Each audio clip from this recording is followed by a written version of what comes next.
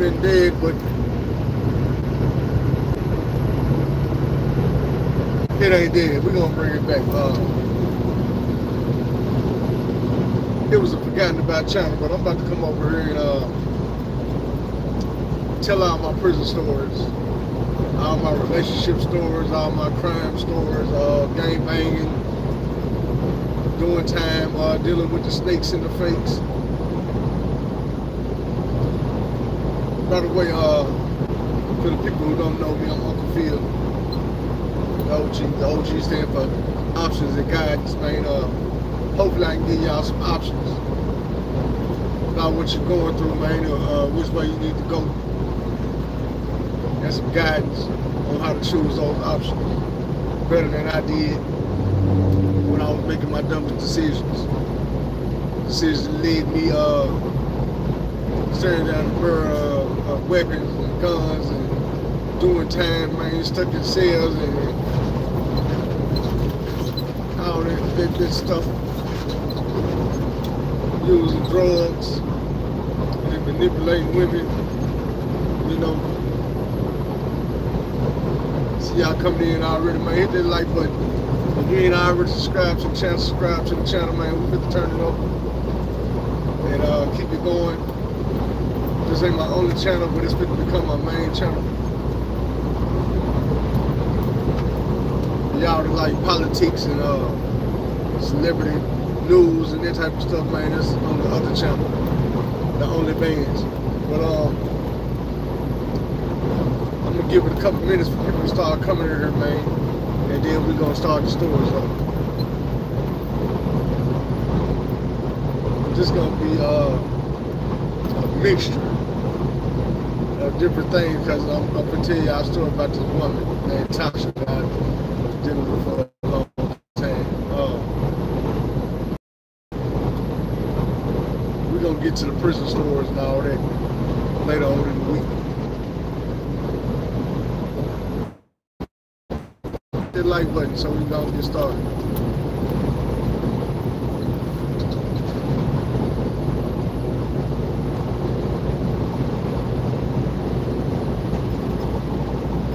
Alright, check this out.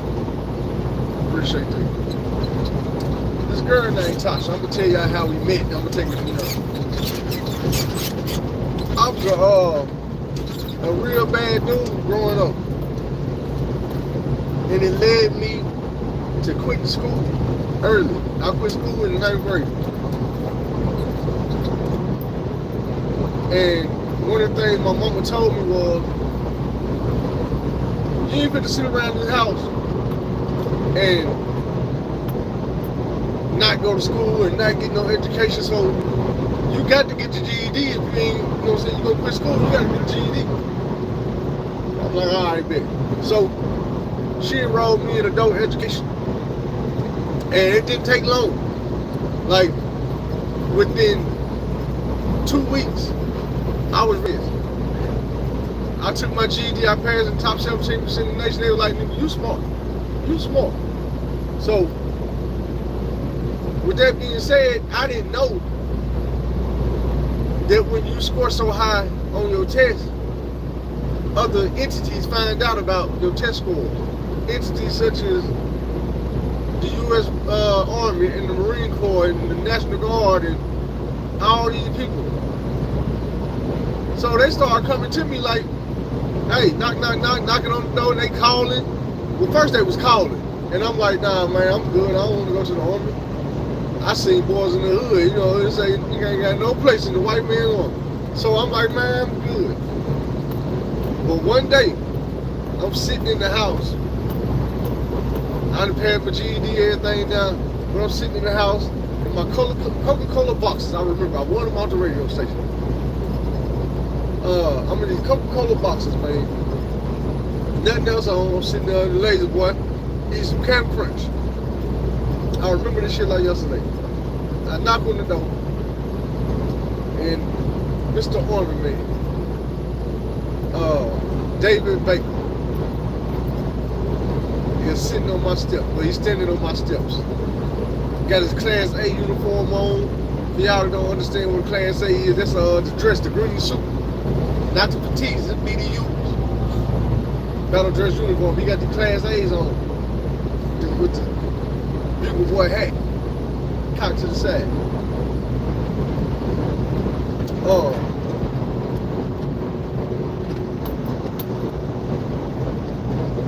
He like, man, you feeling Nichols? I'm like, yeah, let me holler at you for a minute, Mr. Nichols. I'm like, shit. All right, man. So, can I come in? I'm like, man, I guess so. Let me go put some clothes on. I got some clothes on. So I put some clothes on. We sit there. And he get to running it down to me like, yeah, so with your test scores, we've been alerted and we want you to come down and take the ass bath, which is a test for the military to see what your job would be. And he like, look, this is what we do for you. Come to basic training, we're gonna pay you. Then you're gonna go to AIT, we're gonna pay you for that. Say you can go National Guard, you can go straight Army, you can go Army Reserve. You say, but if you go National Guard or Army, it'd probably be better for you. That way you can come back and go to college. We'll pay for that. You only have to do drill once a month, 2 weeks in the summertime. We'll pay for that. He tell me like all everything he's saying at the end of it, he like, we're gonna give you a check for that. We're gonna give you a check for that. We're gonna give you a check for that. All I'm here is dollar sign. So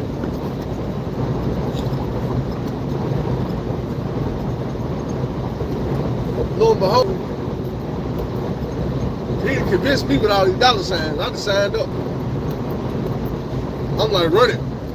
So eventually I take my ass bath. And they're like, yeah, just as we thought. You smart. You can go supply, you can go such and such, you can go medical, you can do this. Everybody can't do these jobs. I'm like, all right, then. Which one you want to do? I'm like, man, let me do supply. Because I don't really want to do medical because I'm doubting myself. I'm like, I don't think I'm smart enough to do medical. That's going to be some hard shit. I don't want to do it. So I do all that. Now let's speed back up. One day, and at the time, I done finished my basic training, my AIT. I ended up doing 2 of them. I done finished my AIT. I come back, ready to go to college. I started going to a historically black college called Shorter College in North Little Rock, Arkansas. Shout out to Shorter College.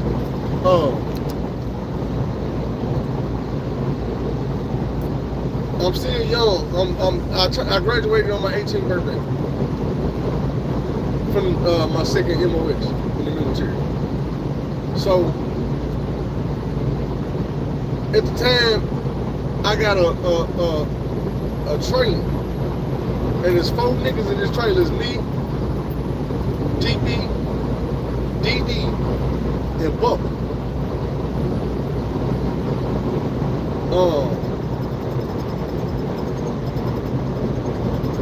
One day, me and Bubble,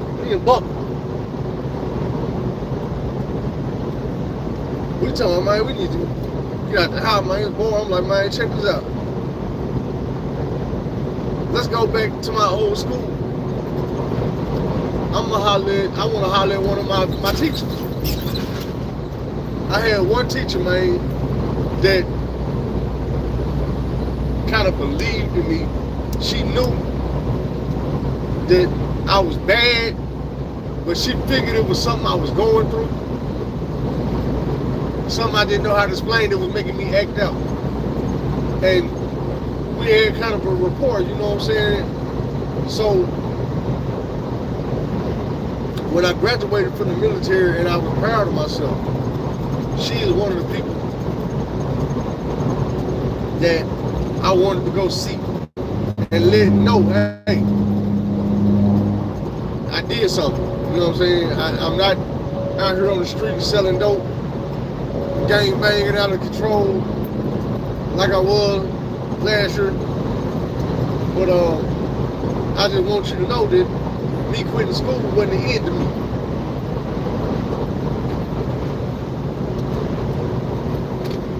So, Bubba like, bet. I throw my BDUs on. And shade, get right. You know what I'm saying? Battle dress uniform. I'm trying to get in compliance. We shoot up to the school. The reason I quit school is a whole different story, but I was convinced to quit school by my assistant principal. She didn't like me. And she did anything she could to get me out of her school. It worked. Hold on, I'm driving.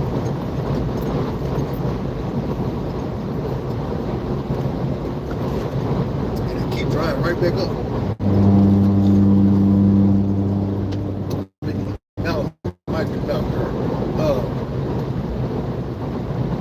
She did anything she could do to get me out of school.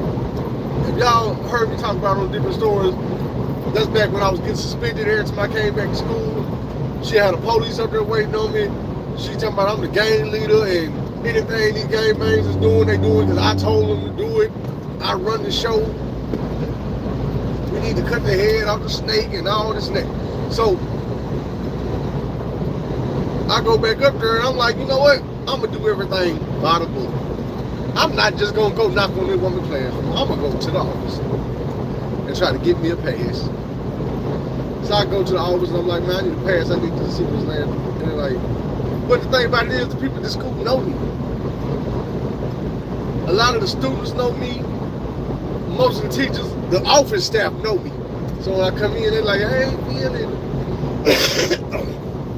you in the Army? I'm like, yeah. What I'm saying all this shit for,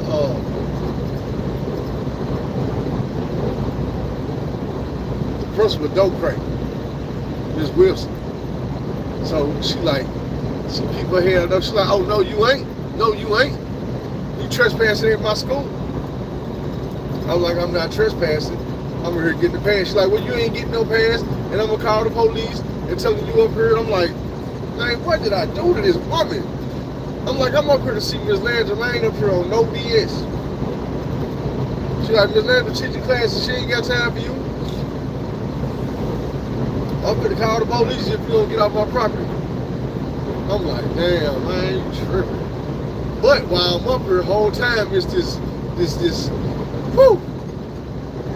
fine mother boy behind me, sitting down, and she in trouble because she dressed too sexy, and somebody's supposed to be bringing her some clothes to change into. And I'm like, man, damn. And if I was still at this school, if I wouldn't have quit school last year, you'll be my girlfriend this year. So some told me, hey, damn, well, you gotta go. The woman gonna call the police on me. So what I did was I went outside, and instead of going to the car, I went around the building to where I'm looking in the office through the window. And I'm like, go to the bathroom.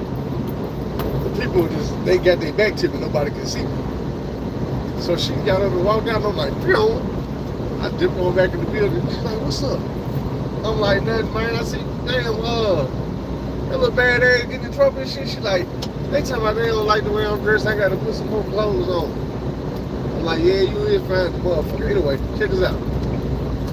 I told her, I just told y'all, man, look, I was at the school last year and I quit. That's how I ended up going to the Army. I said, if I'd have still been here, you would have been my girl. So, we need to quit playing, give me a number. You know how they is. Give me yours. So I gave her my number. She called me that night, it was on. That was my girl. Like, all we did was talk all day long. On the phone, all this and that. I go pick her up and all this. Take her out. We kick it. I got to know her mama a little bit. Her mama loved me. Everything straight. I ain't meet her daddy. I talked to him a couple times, but that's when I was in jail. I used to talk to her mama on the phone all the time.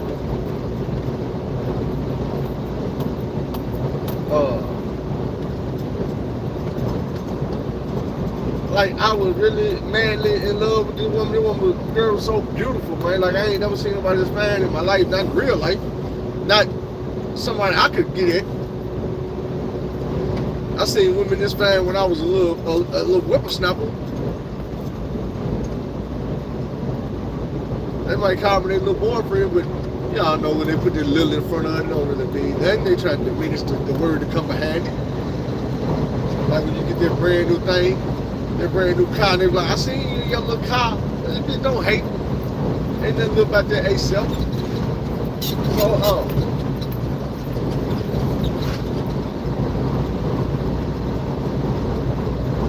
that was my girl.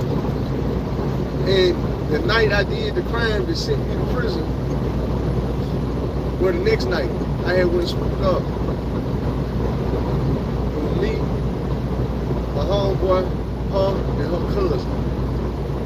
So I went and picked her up, and we was chilling and doing what we do.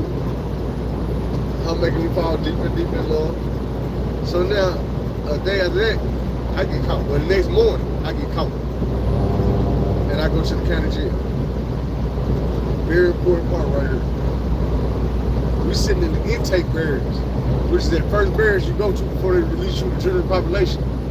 You got to sit in there like 42 to 72, 48 to 72 hours. Me and my fall partner, Bubba, is in the cells next door to each other.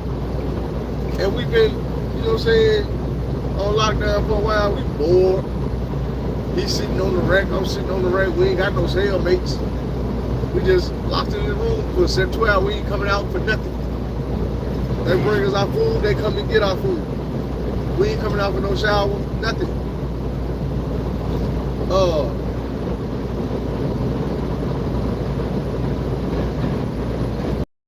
About 4 or 5 times a day, he'll beat on the wall and be like, hey, Phil.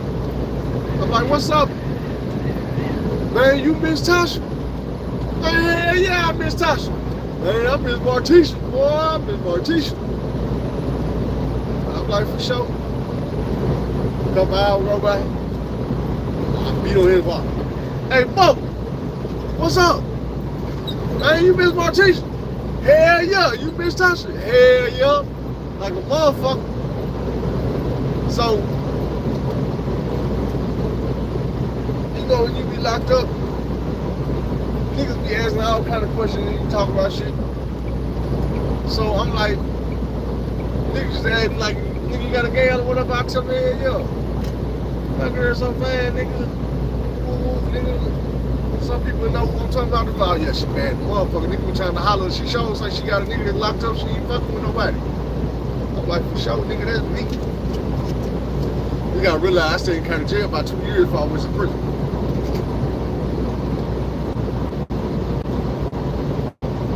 So, I remember the car I got from. It was a black car with some white, yellow, and red flowers on. Shit smelled so good. But when I opened it and tried to read it, I was struggling. Like, man, that motherfucker repeated. That bitch can't barely write. She spelling words wrong. The handwriting all slappy like, bitch, did you have your little brother write this shit for you? I know that nigga like 3rd grade, you had 3rd grade to write your shit for you? Because that's what it looked like.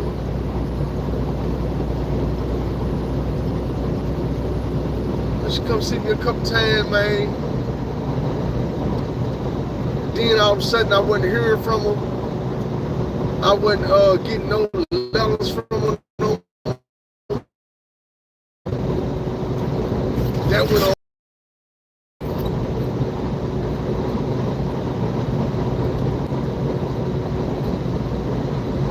Then I forgot where I was. I think I had went to court. But I come home. I mean, come home. I come back to the jail. I remember I had went somewhere, but I came back and they had already did mail call. And I had like 3 letters from her on my bed. And I was like, oh shit. But baby done wrote several times. So when I'm grabbing the letters, I'm starting to pay more attention to the letter than just the name.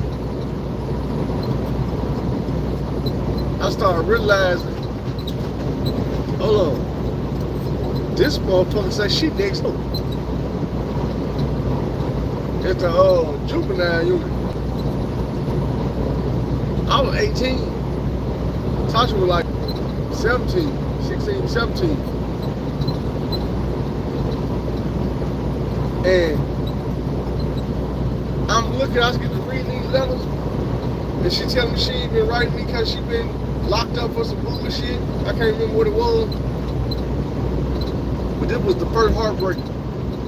I get to the last letter, and she telling me she had been sick and thrown up all over the place, and they gave her a pregnancy test. She pregnant.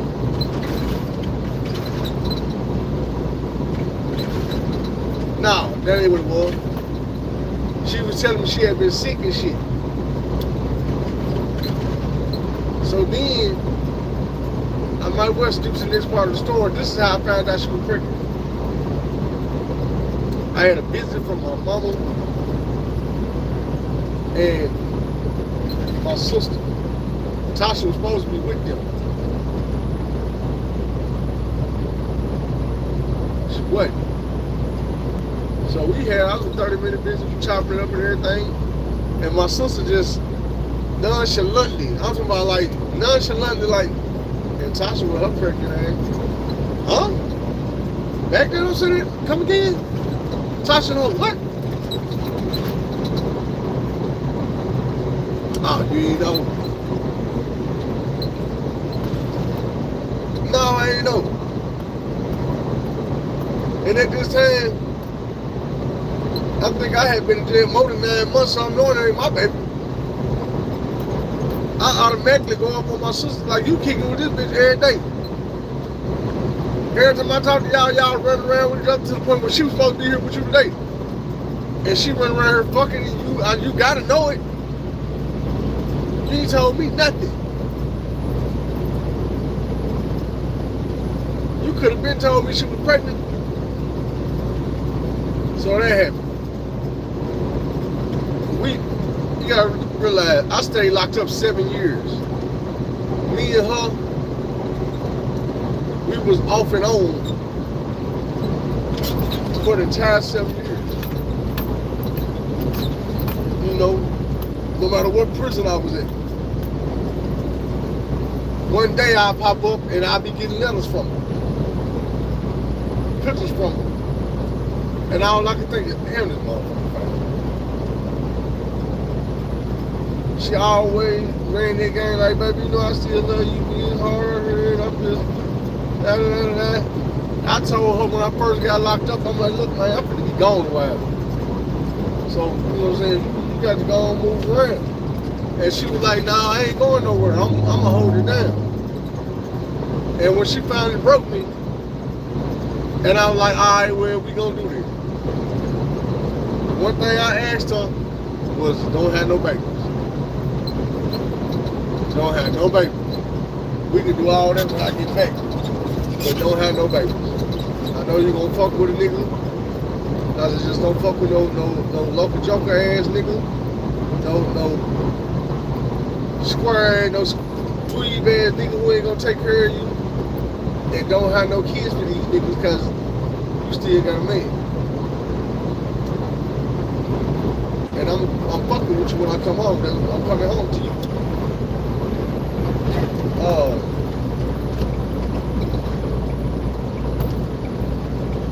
And that was my honest intentions. After being locked up so long and going through that shit, I already knew there was gonna be ups and downs. When she started having baby after baby after baby, well, I ain't gonna just say after baby. But she had at least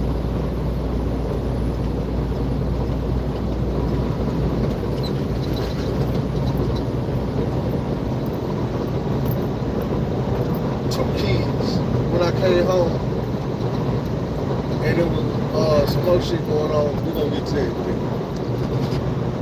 So I get to I ain't heard from her in a while. I ended up on the max. for beating up this sergeant in prison. I ended up in the back show. Locked down.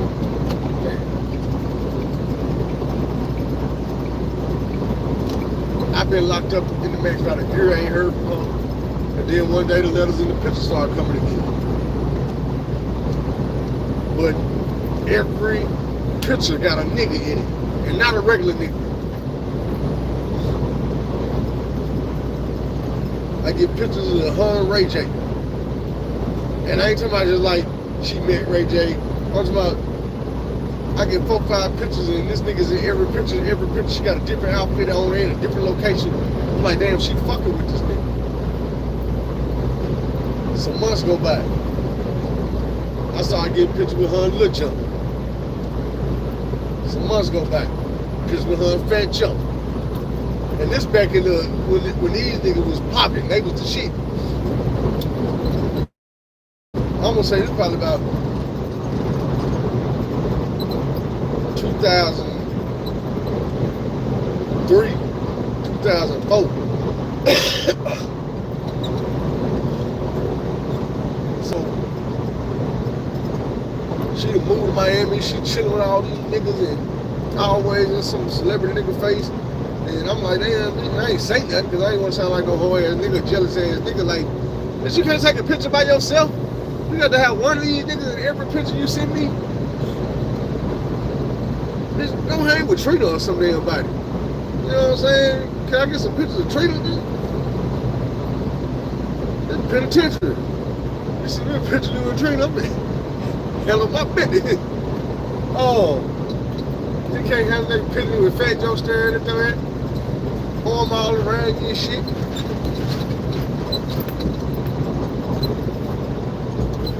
So, it is what it is, man. Time go by. Now she had 2 daughters. I ain't heard from her, you know, in a while. This shit popped back up. She popped back up last time I heard from her. I think I had. She just made it to Riceville unit, which was my last unit before I came home, and I was on there for a few months. I was like in a transitioning program to come back out of prison to society. I heard from her like twice, early in that part of the bid. So one night, after I had came home, and I had been home probably about a week or 2, but I had got me a car, and I'm like, I don't know where nobody in the little city, man, because yeah, people grew up, and I got knocked off with teenagers. Niggas out here that started families, and they got their own spot. They don't stay with their mom and dad no more. Which when I got locked up, I wasn't staying with mine. But the whole thing is, most people my age was. I was a little more in the streets and advanced than a lot of these other dudes.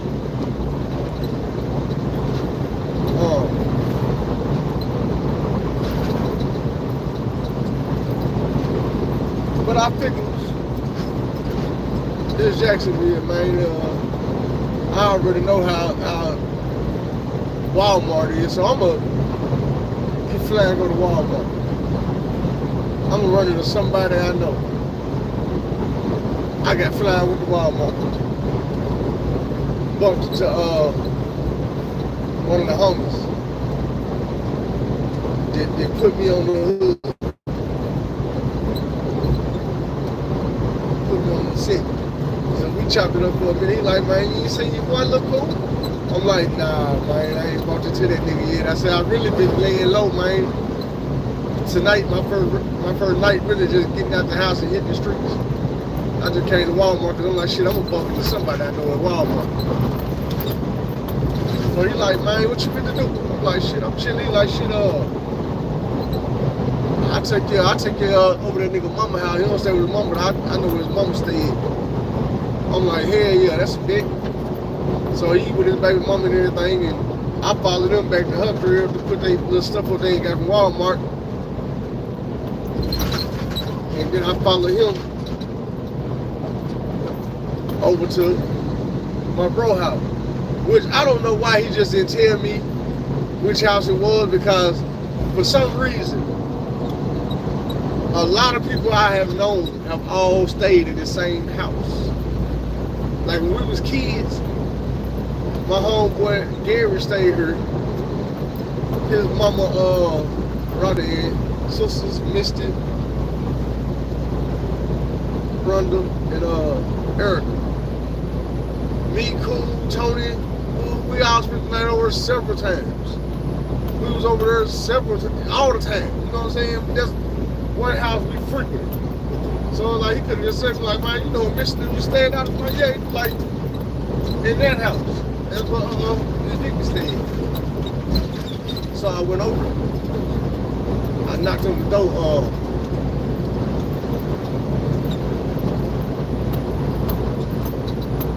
Coco comes to the door, which is the cool baby sister. And I recognized her right out the gate. I'm like, man, what's up, Courtney? And she was like, I don't know you, how you know me? I'm like, man, what you mean how I know you? I'm your big brother. She's like, you ain't my big brother. I'm like, I am your big brother. I said, man, where your mama at? She in the back. So she walked to the back. I walking out. She like, damn, nigga, you gonna just walk in? You could shut the door. So I said, my bad, I shut the door.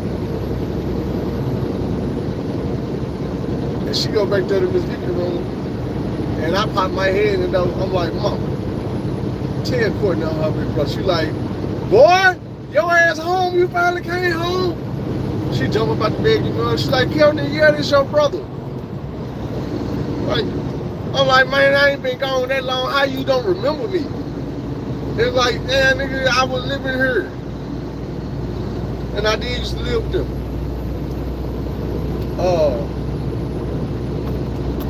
But we got back with Cool, you know what I'm saying? I'm chopping up with Cool, he come over there. And another night, about a couple weeks later, I ended up coming back through there to holler at Miss Vicky. And when I come in the house, she was on the phone.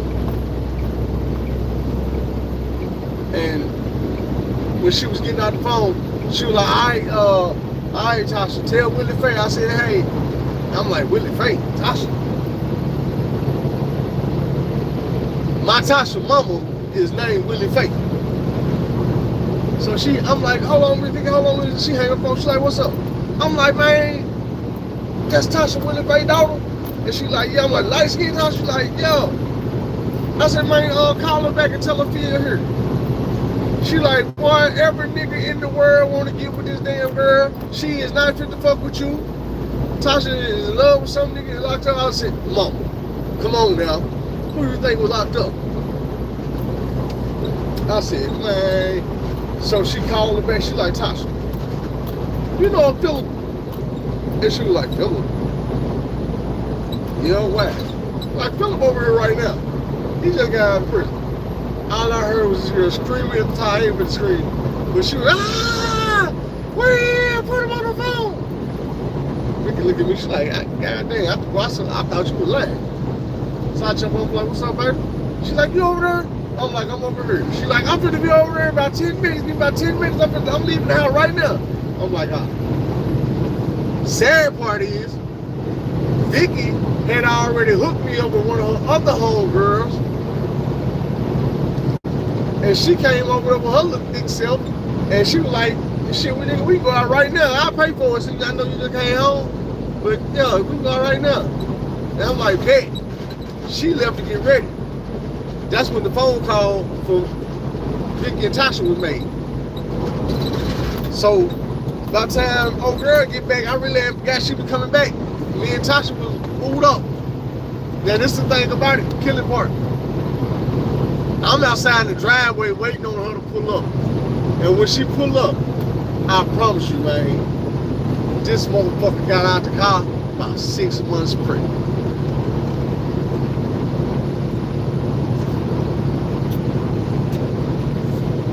I ain't know what to do.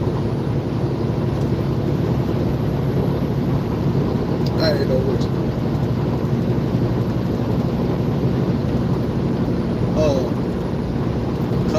found out her baby daddy was in jail. So of course, you know, we was getting back acquainted. I had to go over there and spend the night a couple times. But I had met another girl in the last little months when I was locked up and went to church with my mama. And I was involved with her. But I was thinking this is who I really want over here. So I was just going to make the transition to what I wanted rather than what I had.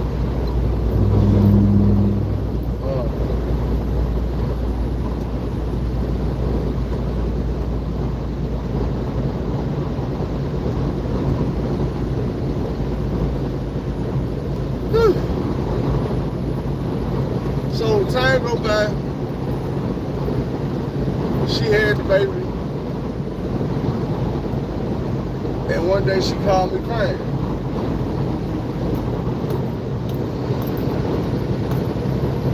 Her baby had died.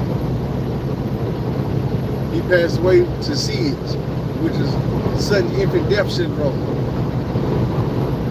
And she was just real messed up. So she called me. And we met up in the park and we sat and we talked. And I just tried to be a friend to her.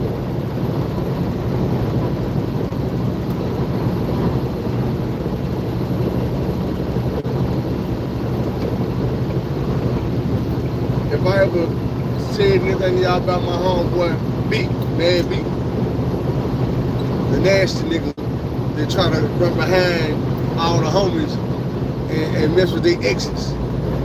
I used to say just me. Cause it seemed like he messed with all my exes. But now they find out he wasn't trying to mess with damn near every nigga that we was hanging with ex. Why I call him a nasty nigga.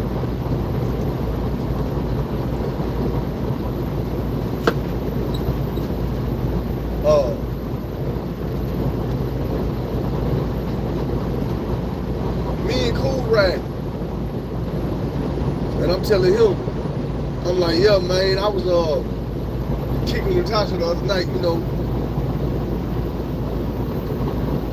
My son just died. And he was like, nigga, that baby Hun B was having been died. She been lost that baby. I'm like, Hun B? Then they were like, oh shit, you ain't know. I'm like, hell nah, what you mean? He was like, man, yeah, Tasha was messing with me. Hey, she ain't got pregnant by that nigga. Thing is, the girlfriend I had when I left and went to the military was a different Tasha. Well, not when I went to the military. When I left and went to Atlanta, that was my girl. While I was going to Atlanta, she started fucking with B. When me and Tasha got together, she was still fucking with me. I remember we was at the skating rink one night, and Tasha was sitting in my lap.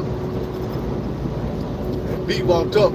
I didn't know he had my ex-girlfriend right behind him. He was holding her hand, but she was standing behind him. So when he walked up, I'm like, hey, B. I'm like, what's up, nigga? Like, Tasha fine in the motherfucker, ain't she? He like, nigga, you talking about my girl? I'm like, nigga, who the fuck is your girl? Nigga, I'm talking about my girl sitting in my damn lap. You don't not see this fine ass motherfucker sitting in my lap and you think I'm talking about some bitch you fucking with? So, he was like, oh, shit, I'm just saying. So he shook up and he walked on, but I seen then that he had the other Tasha hand in his hand. She walked by me, hey, Fia. So,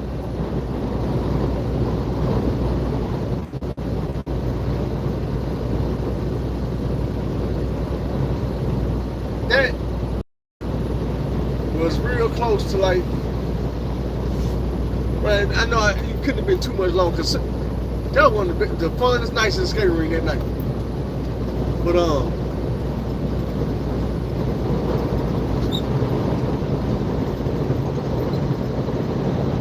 I know I got locked up not too long after that. Anyway, back to it. So her baby had died and all this and that. And I'm like, okay, no baby daddy. Now we can do a fresh start. So I'm like, man, what's up? You know, when we was young, we used to go out and kick the shit like at the skate rink or whatever. But we grown now. We take you on some dates. We could start going on some dates. And I ain't realized that she grew up different than what I wanted her to. She showed up to our first date, got one of her daughters with her. I'm fit to be stepdad anyway, so I don't give a damn. We go on her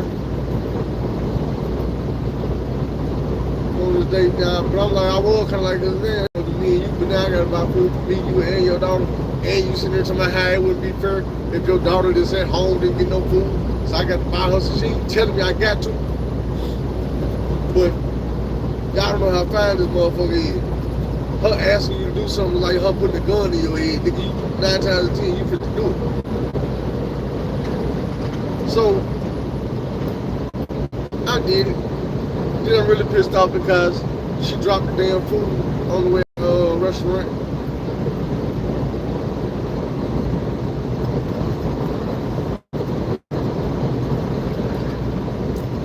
You know I had to buy some more food.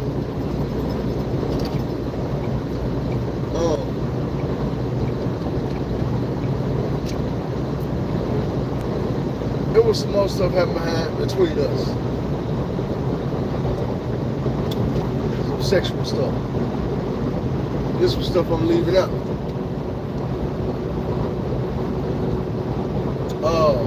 I remember one night, I knew her car, because like I told you, we had met up at the park. This is a different car than what she had when she put it on when I first got out of prison. She had this little black GS300 Lexus.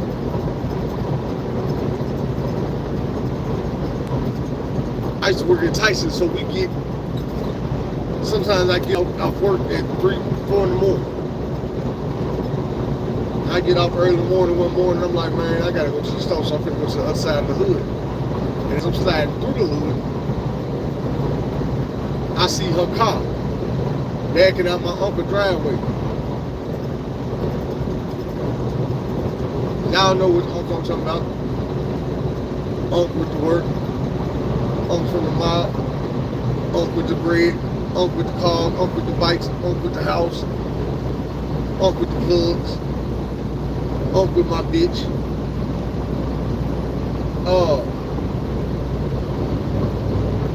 Now, I did propose to the girl way back in the beginning of my sentence, and she did accept,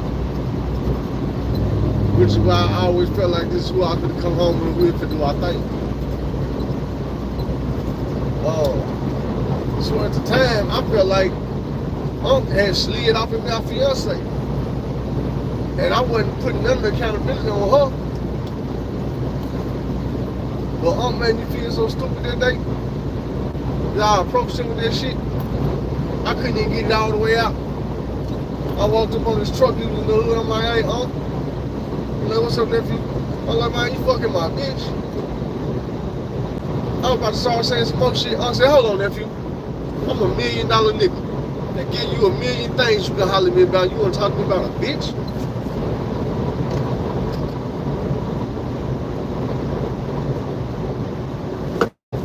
That nigga made me feel this big. He made me feel that big. And that's around the time that I got over that shit. I was good then.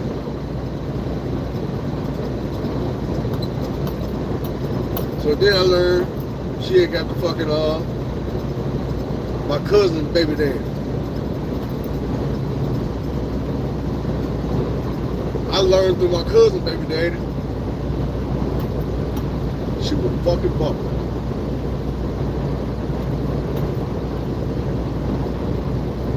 I'm thinking they fucking this out. One night I'm at work. I was working at the truck stop. And I was outside on the smoke break. I come back in. And my partner Ray and this big booty girl, I can't remember her name, I just call her Booty. They chopped it up. I thought she gonna throw this party and whatnot. And he was like, shit, Tasha gonna be there? Me, I'm being funny. Because old girl like, nah, she ain't gonna be there. You know, Tasha pregnant. I said, man, Tasha ass always pregnant. And little mama, don't you be talking about my sister and all this and that. I'm like, man, I'm just messing with you. I don't even know your sister. Oh, no, you know what, nigga. I don't know your damn sister. So, apparently motherfuckers know shit about me and I don't know them because I don't know booty like that. I just know she come in on the ship after me and she got a real big booty. Yeah, I suspect. She ain't nothing to look at. You know how the thickest motherfuckers be ugly as hell? The natural body ones, most of the time, like, because God got a sense of humor. He'll give you all this body with no face. She one of them.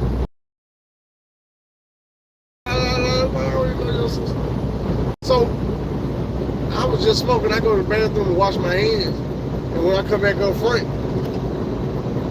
she got on the phone. And she's like, nah, girl, here the nigga go right here. So, when I get on the phone, Philly, why you got my name here? I'm like, man, who, what the fuck? I'm like, who, this Tasha? She's like, yeah, this, you know who it is? I'm like, man, how the hell? I said, you up there talking about me? And I said, man, ain't no way to talk about your motherfucking ass, man. Look, we really ain't got nothing to talk about. Here you go. I gave the phone back, went on about my business. So next thing you know, my phone ringing about 30 minutes later. This bubble. Hey, man, what's up, Phil? I'm like, what's up, nigga? Man, I heard you just being real disrespectful to my baby mama. I'm like, who is your baby mama? Man, Tasha. You talking about my ex Tasha? My ex-fiance Tasha? Hey, I'm just saying, bro. You know, that's my baby mama, bro. I said, say, man, you know as well as I know, better than anybody else besides me and her, the history between me and her, bro. I say, this motherfucker that fuck my homeboys, my uncles, my cousins, all that shit. If I'm gonna disrespect her, I got the right to do that.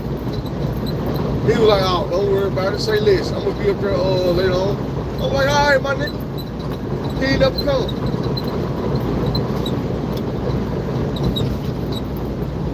They had that baby and whatnot.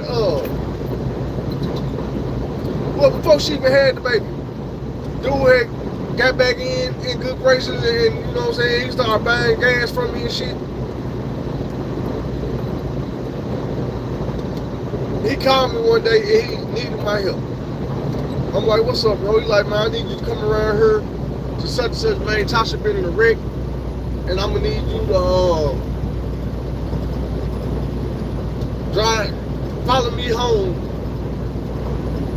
I'm gonna drive her car to her mama house, man. I just need you to bring me back up here to get mine. I'm like, all right, bitch. So I pull up. I see the ambulance and the fire people, and I see his car. I think he had a Camaro at the time. I had a drop top BMW. I couldn't wait to pull up with the top down. I pull up, top down. I see his car, pull over there, park beside it. He talking to her mama. I walk dead up. Hey, mama. Oh, hey, Phil. That's your car? Yes, ma'am. Gave her a hug. What you doing here? I say, Bubba called me, told me he needs some help getting Tasha's car to the house. She looked at me and Bubba like, how y'all know each other? I wanted to tell him this nigga was the getaway driver on that robbery I did that sent me to prison when I was, the whole time I was locked up and involved with your daughter. I just told him my partner. Tasha was she was pregnant at the time. She was like 9 months pregnant.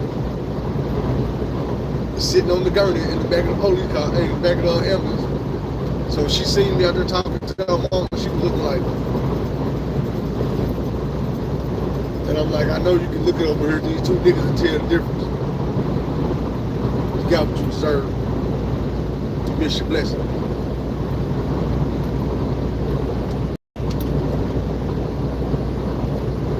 I ain't gonna say I wasn't petty, I was. Because I had so much love for that girl for so many years. I had made so many excuses up for it. I can't blame her. I'm locked up. It's my fault. If I'd have been out there and then she did, it would have been different.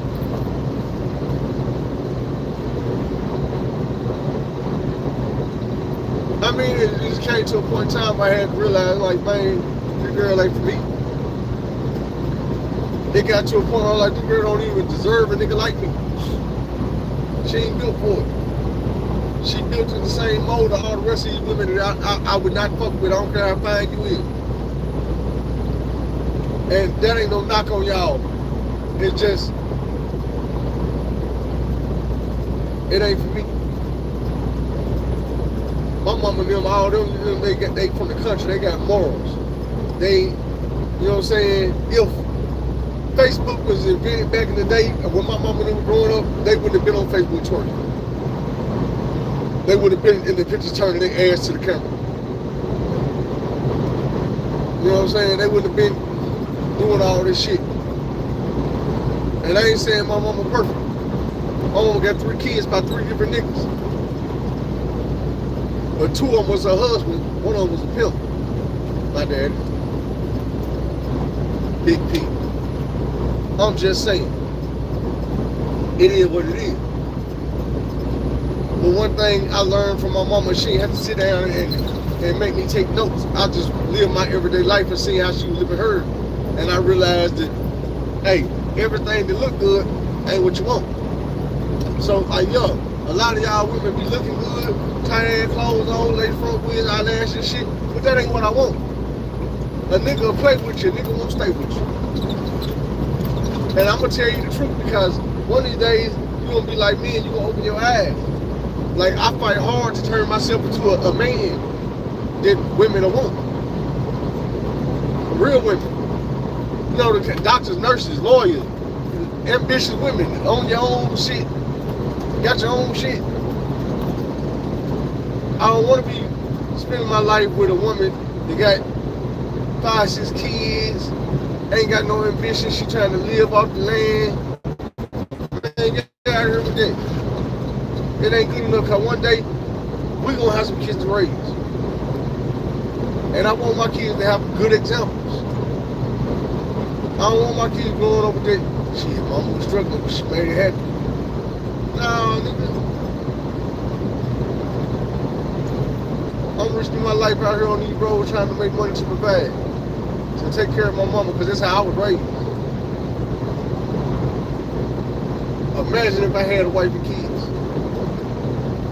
Imagine if I had a wife and kid that I had fell in love with at first sight. Risked my freedom just to get your phone number.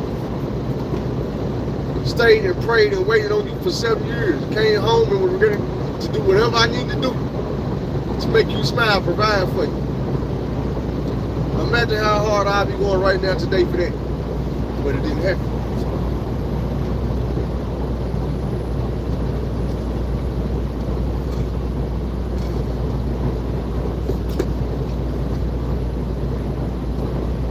Me and Bubba was in the car one day.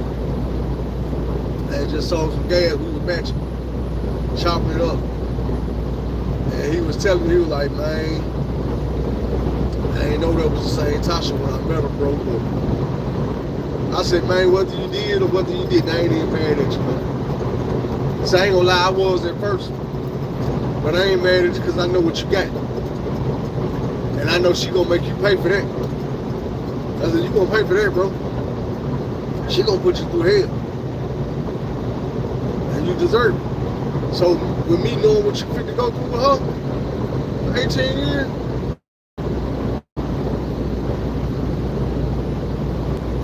man.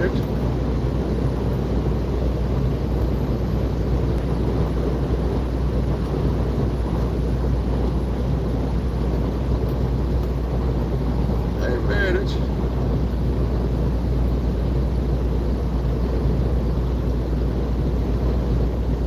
Anyway, that's that story.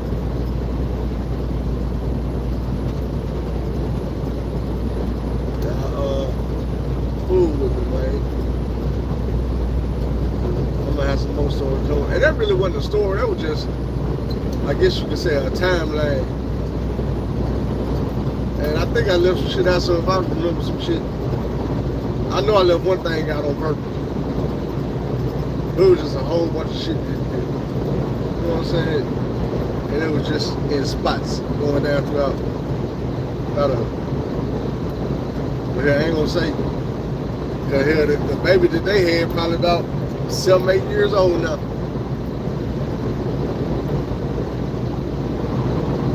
I don't know.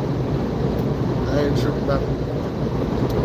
Anyway, it's been story time with the OG, man. I hope y'all can listen to things I say, man. Get some options out of it, get some guidance. But for now, get out of here.